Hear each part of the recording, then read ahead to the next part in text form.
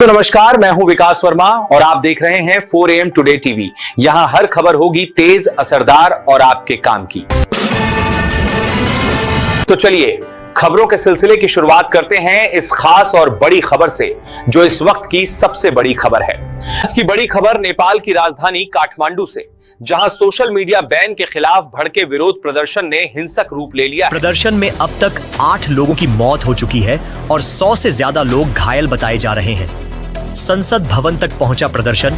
हालात काबू में करने के लिए पुलिस को आंसू गैस और गोलियों का सहारा लेना पड़ा।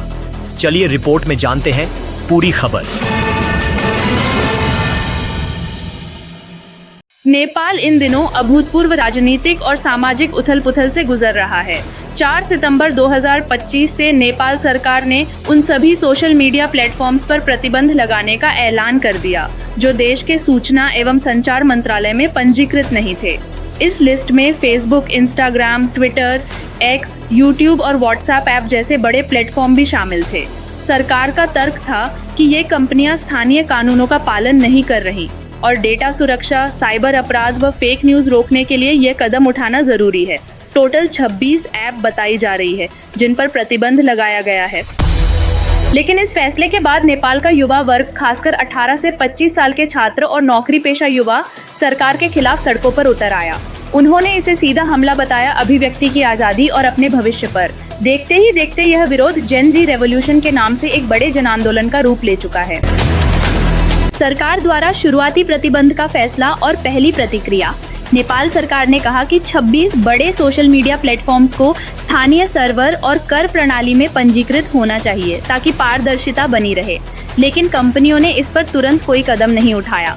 नतीजा यह हुआ कि 4 सितंबर को प्रतिबंध लागू कर दिया गया। जैसे ही बैन प्रभावी हुआ, काठमांडू समेत पूरे नेपाल में इंटरनेट यूजर्स की नाराजगी सामने आने लगी। टिकटॉक, रेडिट और VPN की मदद से युवाओं ने आपस में संवाद किया और विरोध प्रदर्शन का प्लान बनाया। विरोध प्रदर्शन की शुरुआत कैसे हुई? 5 और 6 सितंबर को हजारों छात्र काठमांडू, पोखरा और विराटनगर की सड़कों पर उतर आए। हाथों में बैनर और मोबाइल की फ्लैशलाइट लेकर उन्होंने फ्री और इंटरनेट और नो बैन नो फियर जैसे नारे लगाए। 6 सितंबर तक यह आंदोलन शांतिपूर्ण था, लेकिन 7 सितंबर को हालात बिगड़ गए जब प्रदर्शनकारियों ने संसद भवन की ओर मार्च करने की कोशिश की। पुलिस ने उन्हें रोकने के लिए आंसू गैस, वाटर कैनन और लाठीचार्ज का इस्तेमाल किया। कई जगह झड़पें हुई और दर्जनों लोग घायल हुए। संसद भवन पर धावा। 7 सितंबर की शाम को हजारों युवा प्रदर्शनकारी संसद भवन की ओर बढ़े और बैरिकेड तोड़ते हुए कुछ लोग परिसर तक पहुंच गए। यह दृश्य नेपाल में पहले कभी नहीं देखा गया था। सुरक्षा बलों ने भारी बल प्रयोग किया और हालात काबू में करने के लिए गोलीबारी तक करनी पड़ी।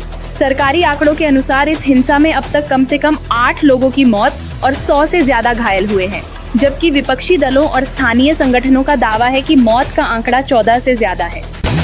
कर्फ्यू और इंटरनेट ब्लैकआउट क्यों करना पड़ा? स्थिति बिगड़ने के बाद काठमांडू और कई जिलों में कर्फ्यू लागू कर दिया गया। इंटरनेट और मोबाइल सेवाओं को भी सीमित कर दिया गया ताकि प्रदर्शनकारी सोशल मीडिया या VPN के जरिए ज्यादा संगठित न हो सके। लेकिन इसके बावजूद युवाओं ने वैकल्पिक ऐप्स और ऑफलाइन मीटिंग्स के जरिए आंदोलन जारी रखा।